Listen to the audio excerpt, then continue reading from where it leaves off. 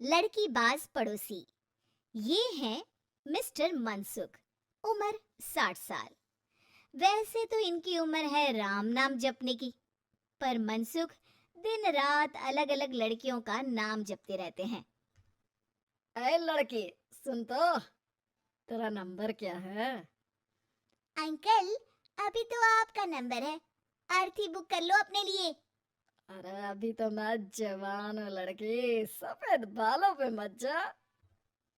मनसुख राम को लड़कियां छेड़ने की गलत आदत थी। पत्नी बहुत पहले गुजर गई थी, जिसके बाद मनसुख खुले बैल की तरह हो गए। जहां दिखी नारी वहां लाइन मारी। मनसुख राम के पड़ोसी सोनी जी के यहाँ नई बहू आई। नाम था कल्याणी।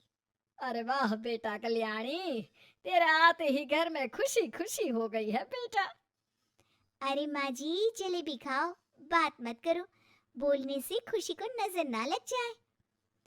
जैसे मोहल्ले की हर लड़की पे मनसुख की नजर थी, वो कल्याणी को भी बुरी नजर से देखता है। एक दिन कल्याणी छत पे मिर्ची सुखाने जाती है। दूसरे छत पे खड़ा मनसुख गाना गाने लगता है।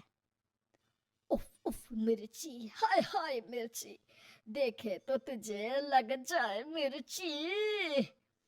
कल्याणी को लगता है कि यूं ही गा रहे हैं, शौकिया तौर पर ये तो होता ही रहता है। एक दिन कल्याणी आंगन में पौधों को पानी दे रही होती है। फूल हूँ गुलाब का, चमेली का न समझना, आशिक हूँ मैं आपका, सहेली का न समझना। कल्याणी को ये बात बहुत अजीब लगती है, क्योंकि शायरी बोलते वक्त मनसुख उसी की तरफ देख रहा था। वो अंदर जाती है और अपनी सास को कहती है, ये जो हमारे पड़ोसी हैं। अरे दूर रहना उससे। हाँ, दूरी रहूंगी, पर ये थोड़े अजीब नहीं है? अरे अजीब, आवारा, ठरकी, पता नहीं क्या क्या आदमी है वो। हर लड़की पर नजर डालता है वो। उसकी उम्र की वजह से कोई उसे कहता नहीं, बाकी उसे आसपास रखना भी नहीं चाहिए। अरे पर ऐसे थोड़ी ना चलेगा, एफआईआर करवा देनी चाहिए। हवालात में हवा और लात खाएंगी तो समझ जाएंगे। अरे यही तो दिक्कत है ना समाज की। जिसके साथ दिक्कत होती है उसको भी समाज गुनहगार समझता है। लड़की अगर बोल दे कि फलाने ने मुझे छेड़ा है, तो कुछ लोग तो ये कहने लगते हैं कि लड़की की भी रजामंदी होगी ही। ये तो है, पर कुछ तो करना ही पड़ेगा। नहीं बेटा, कुछ मत कर। जबरदस्ती हम किसी से लड़ेंगे नहीं। हमारा परिवार इज्जतदार परिवार है। कीचड़ में जाएंगे तो हम भी तो गंदे हो जाएंगे ना। लेकिन सासू माँ, कीचड़ में जाए बिना गंदगी कैसे साफ होगी? अरे बेटा, मैं तो यही कहूंगी कि तू नई बहू है, अपना रुतबा बना बाकी औरतों में। अपनी समझदारी से, अपने काम से इन चक्करों में मत पड़ बेटा। बहू सास की बात ना चाहते हुए भी मान लेती है। और कई ऐसे मौके आते हैं जब मनसुख बहू पर उल्टे कमेंट्स करता है। जैसे एक दिन जब बहू छत पर सफाई कर रही होती है तो मनसुख छत पे आकर गाना गाने लगता है। तेरा ध्यान किधर है, तेरा हीरो इधर है, तेरा हीरो इधर है। मेरा ध्यान तो आपकी हरकतों पे ही है, थोड़ा आप भी ध्यान दो कि क्या कर रहे हो आप। अरे बहुत तीखी हो और मुझे मिर्ची पसंद भी है। अरे वाह। बुढ़ाओ कहीं के।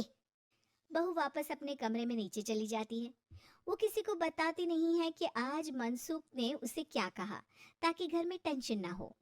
एक दिन बहू घर के बाहर रोड पर ठेले वाले से सब्जी खरीदने जाती है। भैया, प्याज के भाव कम करो ना, बिना प्याज काटे ही रुला दोगे वरना।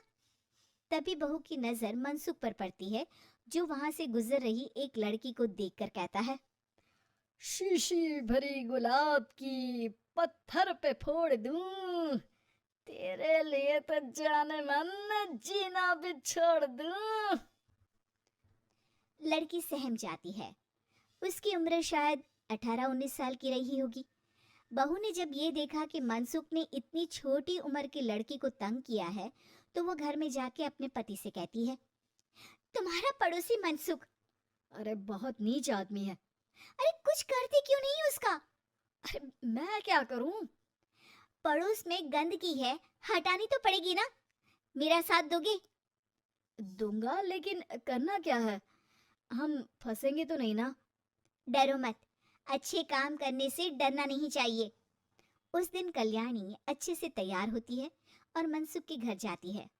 अरे वाह, आज तो घर में चांद उतर आया है। आपकी शायरी, आपके गाने मुझे यहाँ खींच लाए। शाम को मेरे पति और सास घर पर नहीं रहेंगे। आप मेरे घर आ सकते हैं चाय पीने। अरे जरूर जरूर, मुझे पता था तुम समझदार हो, पर इतनी जल्द मुझे पसंद करने लगोगी ये नहीं सोचा था। चाय पे इंतजार रहेगा। मनसुख शाम को कल्याणी के घर चला जाता है। आप बेडरूम में बैठिए, वहाँ चाय पियेंगे। अरे वाह बेडरूम में चाय मनसुख हंसता हुआ बेडरूम में जाता है और वहाँ का नजारा देख के घबरा जाता है। वहाँ पर मोहल्ले की वो सारी लड़कियां खड़ी हैं जिनको आज तक मनसुख ने छेड़ा था। कल्याणी भी बेडरूम में जाके दरवाजा अंदर से बंद कर लेती है।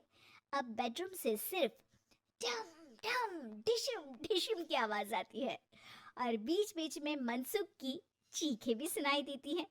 अरे माफ कर दो बिटिया, अरे नहीं नहीं नहीं, अरे डंडे से नहीं, अरे अरे लग जाएगी, अरे आई। बेडरूम का दरवाजा खुलता है और मनसुख की हालत एक लुटे फटे कौवे जैसी हो जाती है।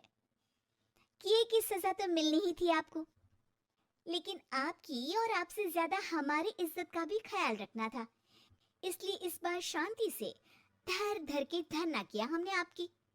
अगर जरूरत पड़ी तो बाहर जुलूस भी निकाल सकते हैं। आप ऐसी गलती नहीं करूंगा, मुझे माफ कर दो। बहू मनसुख को बाहर छोड़ने जाती है। मनसुख अपने घर की तरफ बढ़ता है। वैसे आपको चाय कैसी लगी? मनसुख अपने दुखते गाल पे हाथ रख के कहता है, कड़क